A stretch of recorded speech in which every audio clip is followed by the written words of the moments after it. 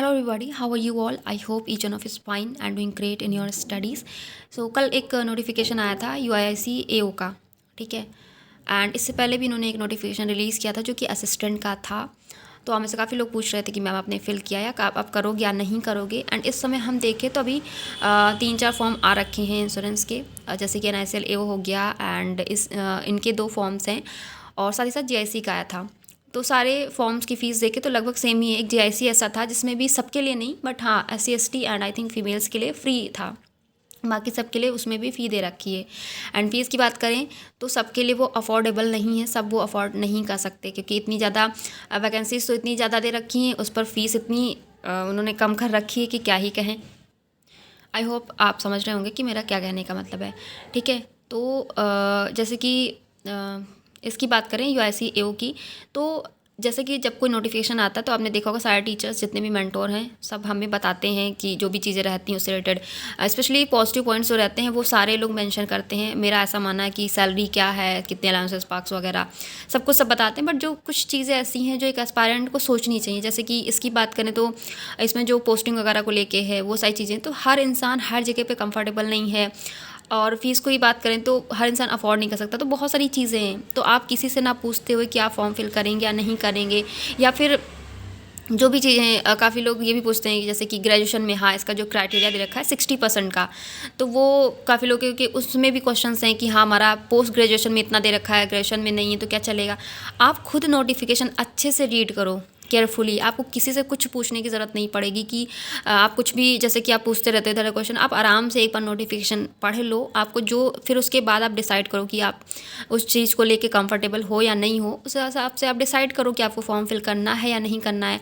आपको और कुछ देखने की ज़रूरत नहीं है कि वैकेंसीज़ क्या हैं, फॉर्म की फ़ीस अगर आप हाँ अफोर्ड कर सकते हो तो ठीक है, अदरवाइज़ कोई ऐसा नहीं है। जैसे कि कुछ लोग ऐसे हैं इंक्लूडिंग मी, ठीक है, जिनके पास कोई अपॉर्चुनिटी ही नहीं है अभी, तो उनके लिए तो वो ना चाहते हुए उन्हें कैसे भी करके अरेंज करना पड़ेगा, उन्हें फॉर्म फिल करना ही पड़ेगा। तो मैं इस फॉर्म को तो ज़रूर फिल करूँगी क्योंकि अभी मेरे पास कोई ऑप्शन नहीं है, ठीक है। सारे एग्ज़ाम्स जो थे वो ओवर हो चुके हैं एंड इन फ्यूचर मैं बैंक का शायद ही कोई एग्ज़ाम दूँगी, ओके। तो मैंने इसके बारे में भी काफ़ी चीज़ें सोच रखी हैं, तो मेरा कोई वो नहीं है, तो मेरे लिए तो मैं इसे अपॉर्चुनिटी मान के मैं करूँगी, अपनी तरफ से ट्राई करूँगी, तो मैं तो फिल करूँगी। बाकी अगर आप में से जितने भी लोग हैं आपकी प्रिपरेशन बहुत अच्छी है, ठीक है, आप अभी तक एग्ज़ाम देते आए हो, मेंस प्री मेंस क्वालिफाई करते आए हो, तो डेफिनेटली आप जा सकते हैं इसके साथ, ठीक है। सारी चीज़ों को अच्छे से रीड कर लीजिएगा, नोटिफिकेशन में जो गिवन है। आपको किसी कमेंट में टाइम वेस्ट करने की कोई ज़रूरत नहीं है, किसी से कुछ पूछने की ज़रूरत नहीं है, क्योंकि इससे पहले जो असिस्टेंट का था उसमें आपका LPT है, लैंग्वेज प्रोफिशेंसी टेस्ट, वो बहुत इंपॉर्टेंट है। आप कहीं से भी फॉर्म फिल करोगे आई थिंक वहीं पर जाके एग्ज़ाम देना है, क्या है ऐसा करके है। तो वो सारी चीज़ें हैं एंड इसमें जो है पोस्टिंग को लेके साउथ और वेस्टर्न रीजन में है आई थिंक, ठीक है। स्पेशली मतलब उन्हीं को टारगेट किया गया है, उसी जगह को, ठीक है। वैसे तो सब जगह उसमें लिखा हुआ है, बट ऐसा कुछ नहीं है। जो स्पेसिफिकली उन्होंने बोला है कि पोस्टिंग को लेके वही 2 रीज़न उन्होंने गिवन है, ठीक है, नोटिफिकेशन में उन्होंने बोल रखा है ये चीज़। तो ये सब चीज़ें आप खुद रीड कर सकते हैं, खुद पढ़ के देख सकते हैं आपको क्या करना है। और बाकी GIC की आई थिंक मुझे याद नहीं है डेट उसकी अभी है या ओवर हो चुकी है, तो उसको आप देख लेना, ठीक है।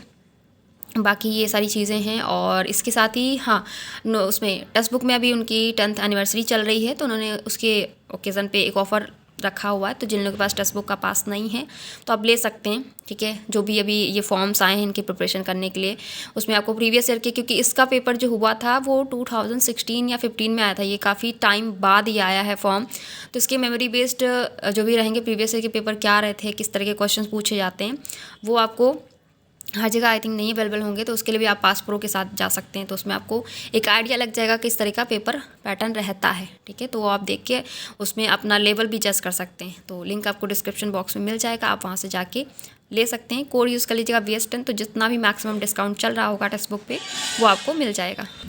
बाकी जिन्हों का SBI क्लर्क का आने वाले टाइम में एग्ज़ाम है उनको ऑल द बेस्ट। हाँ एक चीज़ और भी ये चीज़ आप ध्यान रखना कि फेब में ही एक्सपेक्टेड डेट्स बताई जा रही हैं जितने भी इंश्योरेंस के एग्ज़ाम्स हैं, तो आप श्योर कर लेना SBI क्लर्क मीन्स भी हमारा उसी टाइम पे पड़ेगा, तो उसके साथ कोई आप मुझे नहीं लगता कोई रिस्क लेना चाहेगा, ठीक है। तो ये सब चीज़ें आप बीइंग एन एस्पायरेंट हम सोच सकते हैं, कोई हमें नहीं बता सकता कि हमें क्या करना चाहिए क्या नहीं। आप हर चीज़ को अच्छे से सोच समझ के डिसाइड कर लेना, ठीक है। किसी से आपको कुछ पूछने की ज़रूरत नहीं है। Okay, so thank you everyone and good night.